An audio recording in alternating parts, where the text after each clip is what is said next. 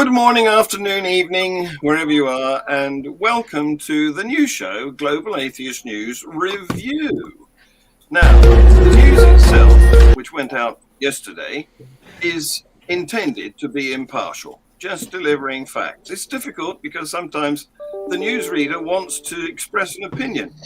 So that's suppressed during the news itself. This show isn't. This is not suppressed. This is where we're allowed to have views about the news. And I have a panel of opinionated people here who are going to let us have their gut reactions to some of the things that happened last week and that I reported on in Global Atheist News. I have Dread Pirate from British Columbia. Canada. Arr. Yes, thanks for joining us, Dread. I have Dr. Ty Wells, who is in the region of Kentucky or Tennessee. We're never sure which. Sure. One of those places. May as well be. Thanks for joining us, Ty. We have Frank Lovell, who's also in the region of Kentucky. Not very far, not more than a day's drive away from the infamous Ark encounter. Thanks for joining us, Frank. We have glad to be here. Esther, the Afro-humanist, who is in the Midlands here in the UK.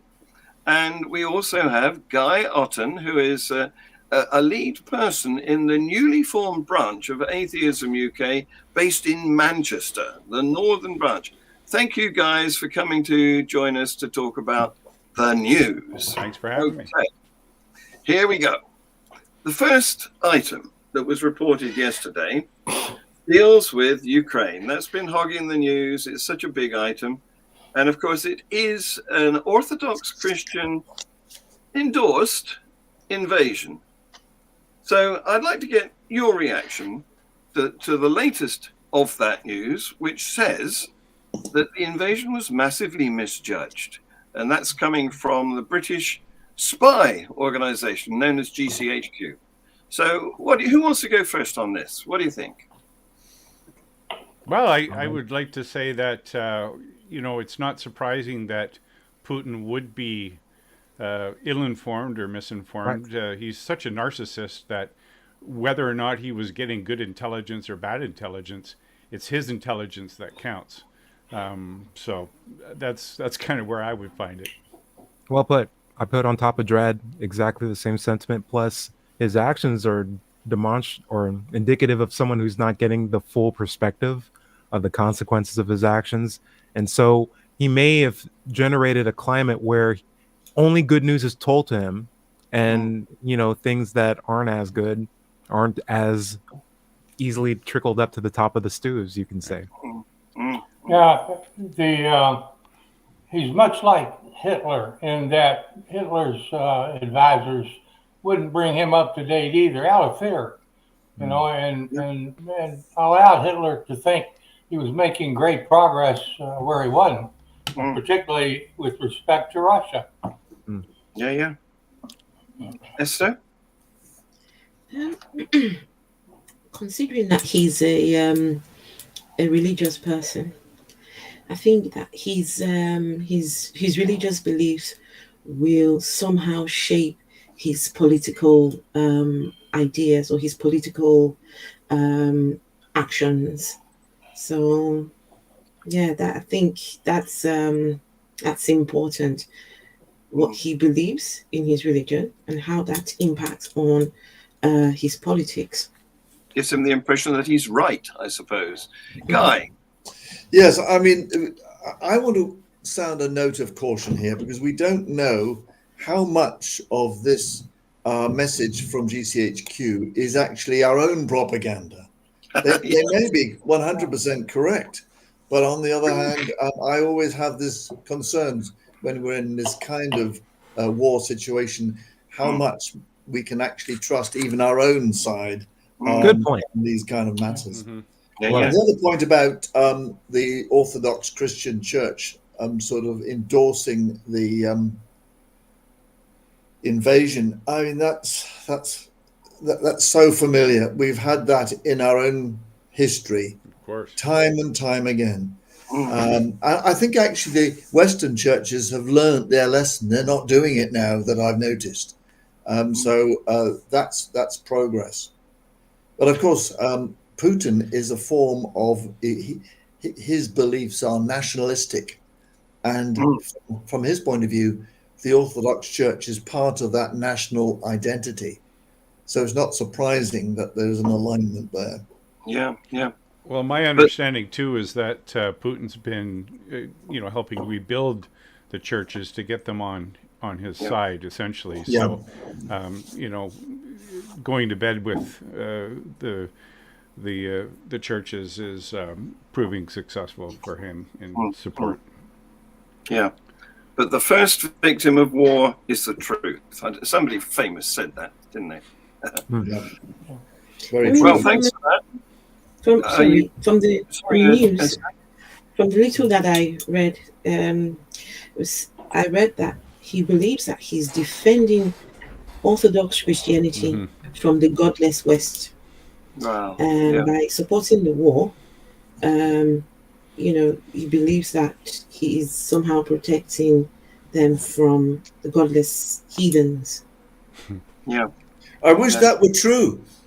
I don't think it is true. If we had a godless army, that would be great,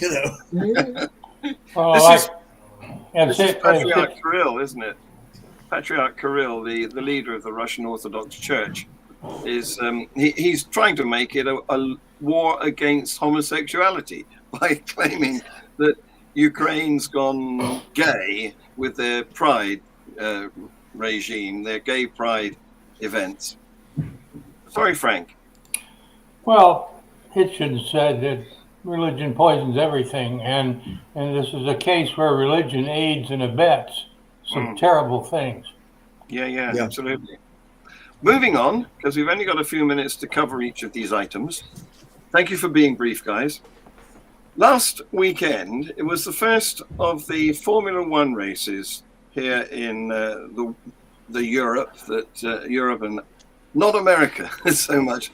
Where Formula One is mostly based in non-American states. So I think there is a race in America this year, but most of it happens in Europe and Near East countries. And there was going to be a Saudi Arabian Grand Prix, which was practicing and qualifying last weekend when there was a missile attack on a nearby oil field. And for a while, they were debating whether or not to actually hold the Grand Prix, to stage the Grand Prix itself. In the end, they decided to do so. So what do you think? Is it this is the Houthi rebels? They're a weird bunch. You may have heard about their slogan. If you haven't, I'll read it out to you in a minute. But let's get some of your feelings about this event.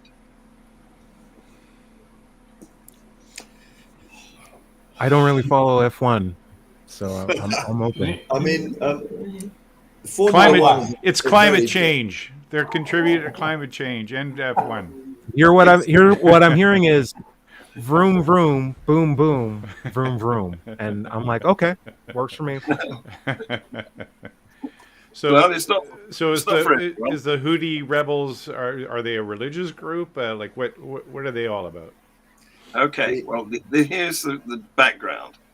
They are an armed Islamist political movement that came out of the North Yemen, which is a neighboring country to Saudi Arabia, in the 1990s.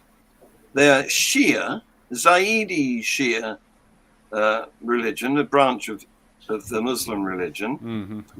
And since the 1990s, they've become more fundamentalist, more extreme, and their current slogan is God is great, death to America, death to Israel, curse on the Jews, victory to Islam. What do you think about that? I mean, isn't there an important point about the Houthis, John, is that they are backed by Iran, so that the Yemeni civil war is actually a proxy war between the Iranians and the Saudi Arabians. Now, I don't know whether that affects our view of the Formula One, which is happening in Saudi Arabia, I mean, I'm with those. I'm not that interested in Formula One or in any of these things. I agree that running these formulas is potentially an ecological issue. Although I believe that they're developing electric formula races. Right. You know, I don't think there is much of an issue for us to think about, other than possibly that the West is in bed with Saudi Arabia, which is a country with an appalling human rights record, mainly as a result of its own version of Islamic extremism. So Yes. that's my concern, really. I think. Yes, I but it's mean, got a lot just of oil. 2 weeks, just 2 weeks before that attack, 81 people were put to death in Saudi Arabia, and it was a mass killing, mass execution. These people were convicted of crimes ranging from from killings to belonging to militant groups. Not sure if this anything to do with it, but it's just 2 weeks later, then that happens. Mm. You have to ask the question: is it really safe? Mm-hmm. Yes, yes. I know what President Trump would have called it. Yeah. Let's hear it.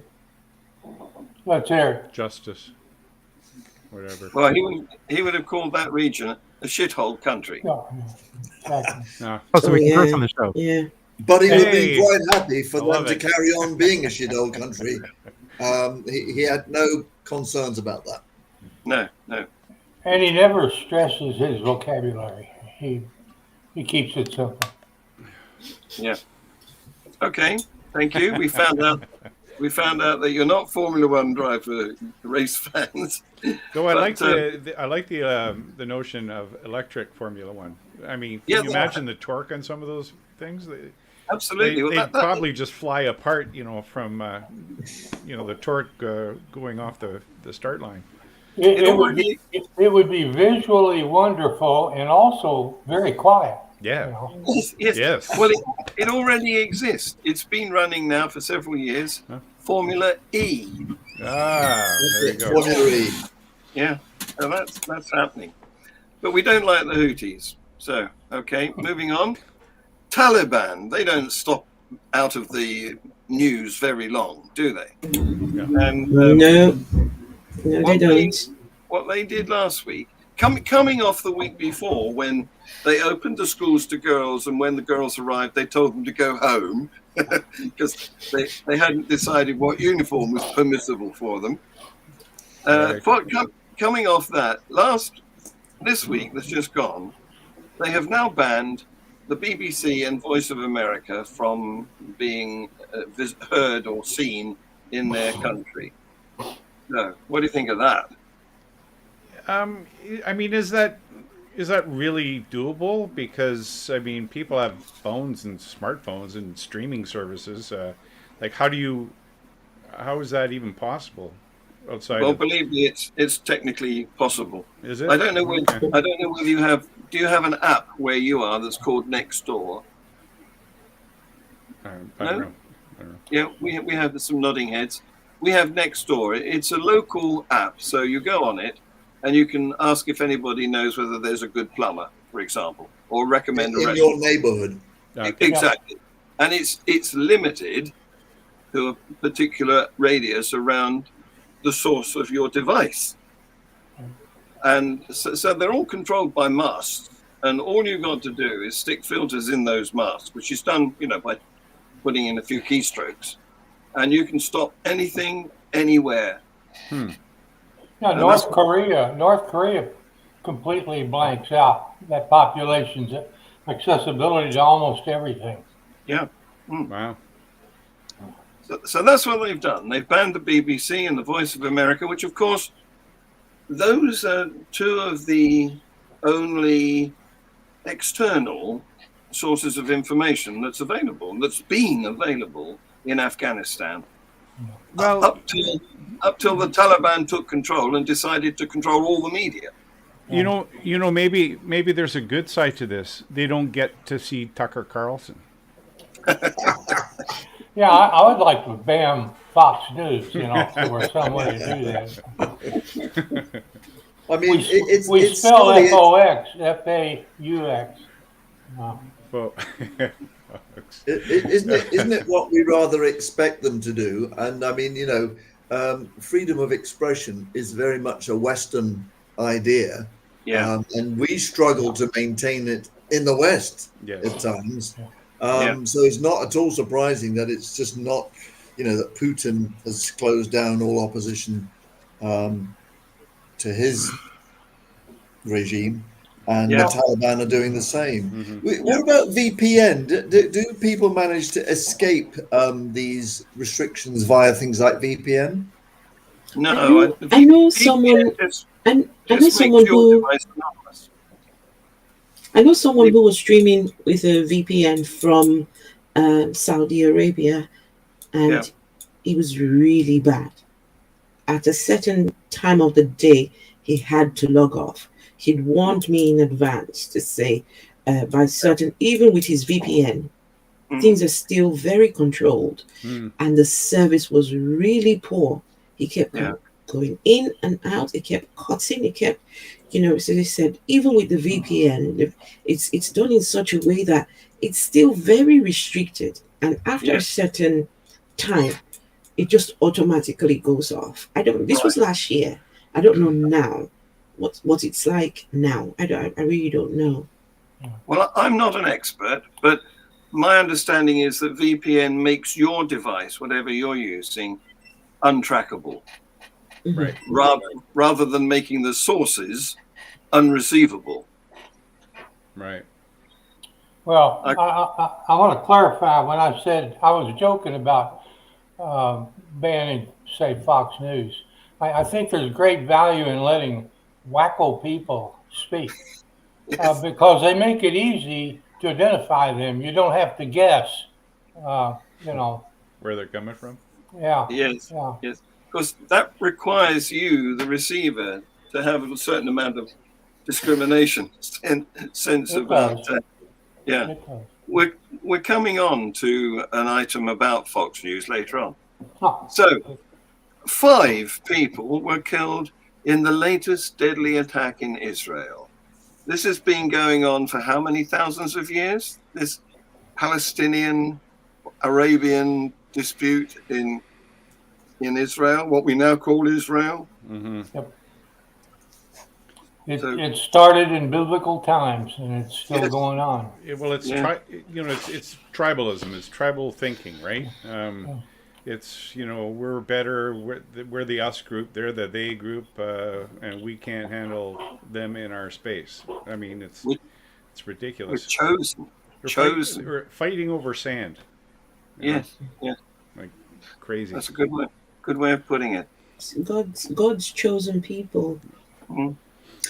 I mean, I'm worried about the continuing oppression, really, of the Palestinian people by the Israeli regime.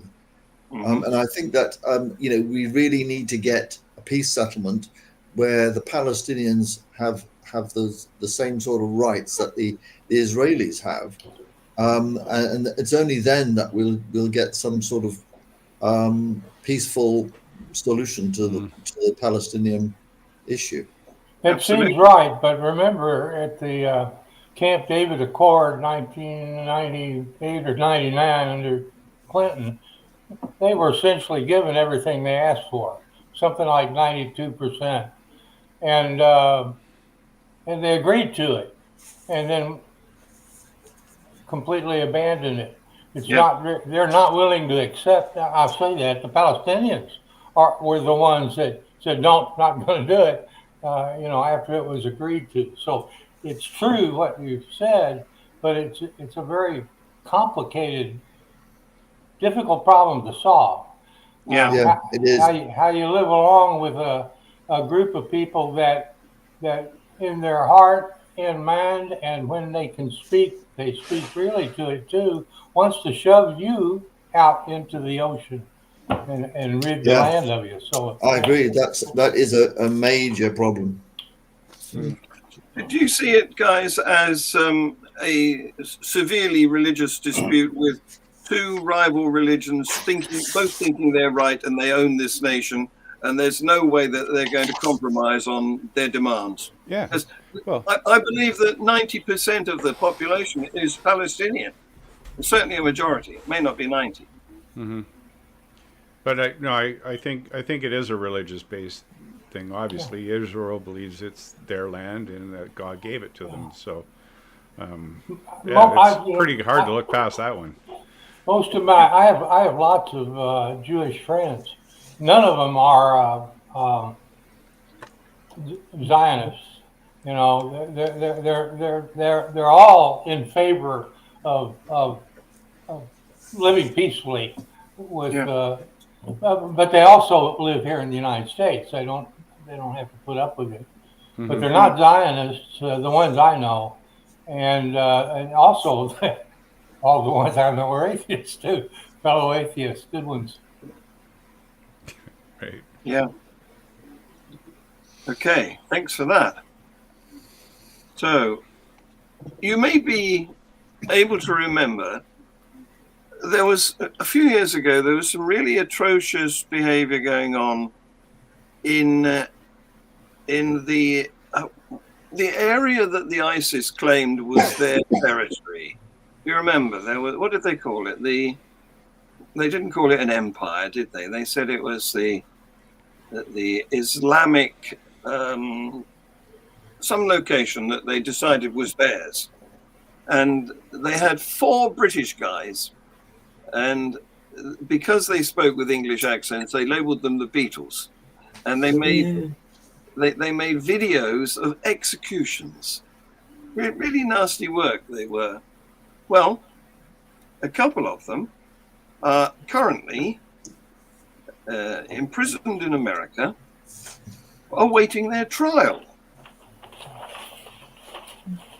So maybe some justice will be forthcoming here. Sure, How do you feel? I mean, there was the subject that became really very important, and which is still ongoing. I think were those people who had left from the UK, gone over there, and now they want to come back. I don't know if you remember the girl called was it Begum? Yes. I forgot her first name. Yeah, there was the talk about should we let her in or should we let her stay. She says she regrets ever going there and all of this. But I think she has not been let back in. No, she hasn't. That was Amina Begum, who left when she was 15. I should say that these people are Muslim immigrants or second generation immigrants to the UK, who have not left their religion behind. They brought it with them, and so what they think they are doing is God's will. And in fact, not only Amina Begum she had her citizenship withdrawn, but also this guy who's currently pleading in court in the US, had his citizenship withdrawn, so he's no longer able to call himself British. And I think there's some other ones that maybe they're stateless now. They have been denied British nationality. I think Amina Begum is in that category because she was, I think the law says you can only have your citizenship in this country, at any rate, in the UK, withdrawn if you actually have another citizenship. You have to belong somewhere. And hers was withdrawn on the basis that she was entitled to Bangladeshi citizenship. Yes. But the Bangladeshis suggested that might not be the case. And so I think she's stateless. Yes. I mean, I think there is international law that says nobody should be rendered stateless. So that's a problem as far as she's concerned.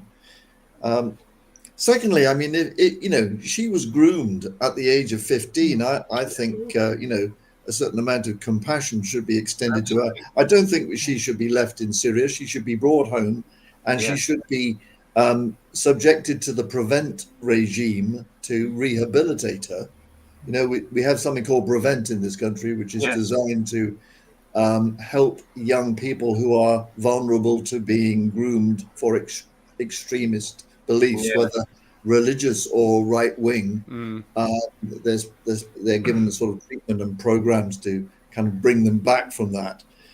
Whether it works or not is questionable, isn't it? Because there was the fisherman's court incident where it doesn't necessarily work. I agree.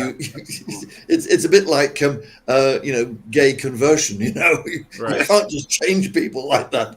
You know? Yes, absolutely. But I think you can try as far as extremism is concerned. Yeah, it's worth a try. Meanwhile, in Australia, which doesn't normally hit the Global Atheist News headlines very often, there's a dispute going on because religious groups are allowed access to public schools, to the religious instruction program. And that, you might think, could be all right if it's done correctly. But there's been a video discovered of some Christians saying that this is a wonderful opportunity. These schools are amazing mission fields for harvesting children for the Lord. Right. That's the thing that happens in American schools very often. When I was a kid, we had pastors from local churches come in during lunch and just sermon. And, you know, it'd be the front of the school or in classrooms. I remember whole classrooms being, basically taken up by stuff like that. I've told the story during our earlier show, John, how we had a pastor come to our school. I was like, hey, that's my pastor. And I felt a sense of pride because it was like, one, I can like tell everybody else I go to church, but two, it's the guy who everyone's seeing who also knows me. It felt like I knew a celebrity. You were a star. It's a thing that happens, and I can definitely see churches targeting kids, particularly if they have a school system that's amenable to Christian causes. Definitely ingratiating themselves into the school system properly. Unfortunate, really unfortunate system. And in America at that time, particularly, it was something to be proud of that you went to church. You were seen as good and moral and everything, because that was the propaganda that the Christians had been able to propagate. But of course, Australia is not like that. Australia is a largely non-religious country, even more so than the UK. And the Rational Society of Australia has been getting up in arms about this. They don't want their children harvested. Good for it. No I say stop it before it becomes a problem, because right now it's already a problem here. Well, here in Canada, and just in my little town here, one of the local churches makes use of and pays for the janitorial services that they have to use the school on weekends for events that are designed specifically to get children involved in the church. And I think that's probably pretty inappropriate. Well, hiring a hall is one thing, but actually exposing the children who are in captive audience during school time to this sort of proselytizing, and it's being paid for by the state. That's a different matter. I think they're driven by this idea that you catch them while they're young, and I'm sure the idea is if you can get one, you can hopefully spread it to the members of the family. Maybe the children will want to come to church, and the chances are mom or dad will have to bring the child. I mean, the end goal of these people is always the recruiting. It's the recruiting and conversion of people. So when you get one, chances are you may get the others the other members of the family. And so, it's not just, it doesn't stop in the four walls of school. I'm sure they will say things like, oh, you can come to church on Sunday. It doesn't end here. Mom can bring you over. And then when mom comes with the child, they might offer tea, coffee, make themselves look like they're saints. And, before you know it, everyone's roped in little by little, Mm-hmm. And so it goes on generation after generation. Yeah. I mean, I think there is an interesting point here, because in the UK, as you know, we have faith schools. And many of these faith schools actually operate pretty much in a secular context, and a lot of the kids, grow up not believing, so they don't do a particularly good job. But some of them do, and I was subjected to quite intense Catholic indoctrination, which it took me years to throw off. Likewise. I think it's a really difficult issue, because clearly, in principle, we should not be allowing any religious or other extreme groups access to our children, and our children need to be educated, equipped with skeptical questioning techniques, and able to sort of defend themselves from fake news and fake claims and fake ideas generally. Well, absolutely. And religious indoctrination really of children is a form of child abuse. Yeah, it's abhorrent. And if people understood that in that context, you'd probably see a lot less of it. Yeah. Frank, do you have Ken Ham come into your schools near where you are? No, but he would if he could. Right. Yep. He would love to do it. I do want to say, here in Louisville, Kentucky, we've got some really excellent public schools, and we have two Catholic schools, one St. X, one called Trinity. They are very, very good. In my many years opposing young Earth creationism, and trying to explain evolution to the public at large, the most most knowledgeable citizens in this city on evolution are graduates of the two Catholic high schools, which I think is kind of odd, but it occurs to me the church may be a little embarrassed by the success of Galileo, whom they suppressed, that they're making up for it. I don't know, but we have two Catholic schools here that are really very good, and we have some good public schools too. But that's good news. Ken Ham would lecture in our schools if he could. You'd ham it up, eh? So I don't want to keep you too long, guys, because I know that you've got busy lives. But I do want to mention two more items here.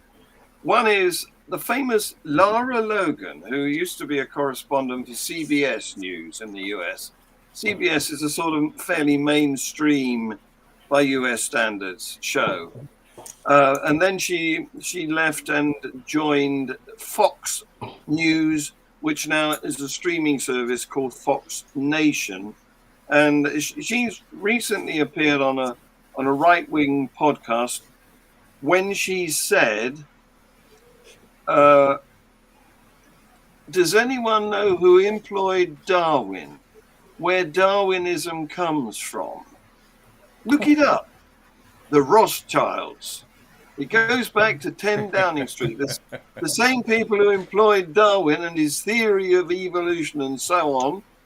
I'm not saying that none of it is true. I'm just saying Darwin was hired by someone to come up with a theory. Okay, fine. That's just plain stupid and bizarre, isn't it? I mean, I think we run into a serious danger, just throwing this out, where there are people who are crazy people Absolutely, but there are also crazy people who try to turn that into a career, and the only way they turn it into a career is by making sure their names get known. Right. And I think it's a responsibility of the reasonable-minded to not echo their sentiments or exchange their names on our courses of media, because the last thing we need are more people that we can throw around name-wise as punching lines, where people will be like, "Well, I hate atheism. Let me hear whatever names they're saying that they don't like, and that's the new person I'm going to be listening to." Right, Just right. like hate watching. It's the backfire effect, right? Right, Yeah. right. So it's just dumb. Crazy person says something crazy, move on, and then hope they Yes. just get lost in the annals Yeah. of In the obscurity. din of craziness. Yeah. Ty makes a very good point. I referred to our former president Trump as he who shall not be named. Yes. Boom. yes. And just forget them and move on. Yeah. But remember not to go down that path again. Yeah. You know, Well, that's Margaret it. Thatcher would have said, deny them the oxygen of publicity. Exactly. Boom. That's it. I love it. Yeah. And with Yeah. that, I think we should just move on to the next one. Okay, well, it's good news. The next one and last one is about the NatSen British Social Attitude Survey, I which love has, it's revealed that the proportion of people in Britain who describe themselves as having no religion is at its highest ever level. So, that's good. What, 53%? 53, yeah. Wow, that's great. Yeah. Yeah, but the trouble is that people, a lot of people who are actually Jesus freaks, say they don't have a religion, they have a personal relationship with Jesus. And there are a lot of people who say, "Oh, I'm not religious, I'm just spiritual." Right. Yes. And then there are, so there's such a huge spectrum. These Yeah. figures are really difficult to work out. I mean, I'm a chaplain, a humanist chaplain in a mental health unit, and I come across lots of people who are having religious delusions. Mhm. Well, I'm talking about the serious ones rather than the normal ones. They think they're Jesus. But I also come across people who have no religion and who have often sort of sci-fi delusions or Yes. political delusions. So Yeah. Hopefully, there isn't a lot of difference. Are. Yeah, there isn't a lot of difference between believing you've been abducted by aliens and believing in a god, because both are delusionary, right? So one is religious and one isn't. So you could be non-religious and yet believe in aliens abducting you, and that still makes you crazy. Wow. Well, I don't think this focused on people in mental hospitals. It was a more representative slice of the population. Oh, we hope so. Yeah. And so I actually think that that number is going to increase, because don't forget, we just had the last census. We had the census, and we haven't got the result yet. Not yet. And I remember clearly in my local humanist group, we were told, during the census, make sure to highlight that you are non-religious. And I'm sure there were billboards. There were some people made some ads. I think it was Humanist UK. They made ads and stuff reminding people to vote no religion. So I think I would say watch this space whenever the results of the census does come out. I'm sure it will have increased more by then. Hopefully, Atheism UK put out some posters about that too, to along the lines of, if you're not religious, say so. Don't just tick some other box because you think that's the right thing to do. Right. So the really good news is that the falling off, the decline in religious attendance and interest is greatest amongst the young. So I'm going to show you a graphic here, which is very encouraging. Absolutely. So here we go. Take a look at this. There. Now you see along the bottom, you've got the age groups, 18 to 24, 25. And the youngest being 18, which is really good too. It's not like as they grow older, they'll be indoctrinated. It's more of like, hey, you're already an adult. And it's adults who are having kids and rearing children We're So also if you can imagine time going through that graph, then that tiny level of the blue line at the beginning on the left will stay down there. Yes. hopefully. As they get older. And the whole thing will shift.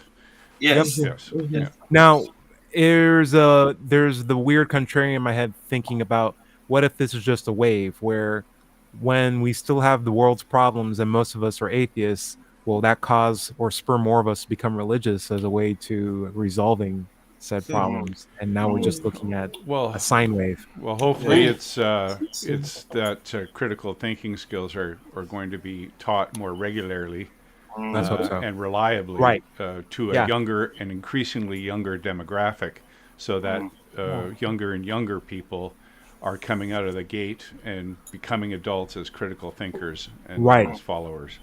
Dread, you hit the nail right on the head, because it's not just the fact that they don't believe in religion, it's that they need to be critical thinkers. And I'm hoping that this graph shows an increase in critical thought among younger generation. I mean, saying that, this afternoon, a movie was on television, and my son was watching. It's a movie about the flood, Noah's flood. And just out of curiosity, my son is 12. And I asked him, I said, what do you think? Do you think that story really happened? He says, what part of the story? I said that the whole earth was flooded. He said, Mom, there's no way such a thing could have ever happened. And that's all I needed to hear. I mean, it shows that he has thought about it and realizes there's no possible way it's happened. Right. Good. On that optimistic note, guys, we've done our allocated 40 minutes. I'd like to thank you very much for being part of this pilot show on reviewing the news. Thanks for having us. Yeah, thanks for having me. It's good experience. Good. So maybe we'll do it again then. What do you think? Sounds good. Oh, yes, Absolutely. Good. Excellent. On that note, here's the outro.